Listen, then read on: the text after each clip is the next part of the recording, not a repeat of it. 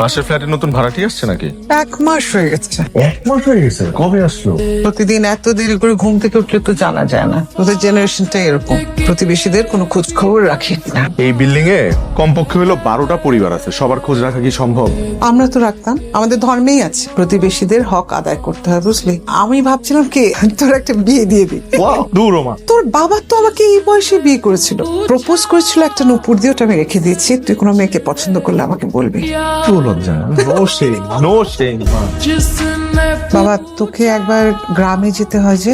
কার গ্রামে? তোর বাবার গ্রামে। তোর দাদি ফোন করেছিলেন আমাকে। তারা কেন ফোন করবে?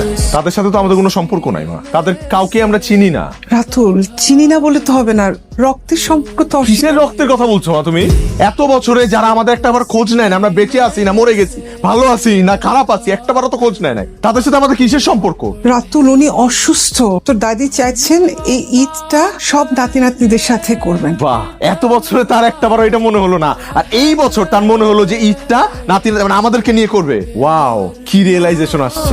এভাবে বলতে হয় না, তোর বাবার কবরটা। সেটা আমি জানি মা, কিন্তু আমি এটাও জানি যে যে মানুষগুলো আমার বাবার আর আমার মায়ের বিয়ে মেনে নেয় নাই, তারা আমাকেও নাতি হিসেবে মেনে নিবে না মা। তুমি তো নিশ্চয়ই যাচ্ছ না। আমাকে যেতে তো বল। তো হইলো, তোকে যেতেই বলে নাই, আর সেখানে তুমি এক্সপেক্ট করতেছো আমি যাব? রোজা রেখে এত দূর যাবো আমি? অসম্ভব। জন্মের পর থেকে মা আজ পর্যন্ত আমি একটা ঈদও তোমাকে ছাড়া করি নাই, এইবারও করবো না। আর একটা জিনিস মা, কান খুলে শুনে রাখো, আমার যদি রক্তের কেউ হয়ে থাকে সেটা একমাত্র তুমি, আমার মা। আমার যদি রক্তের কেউ হয়ে থাকে সেটা একমাত্র তুমি, আমার মা।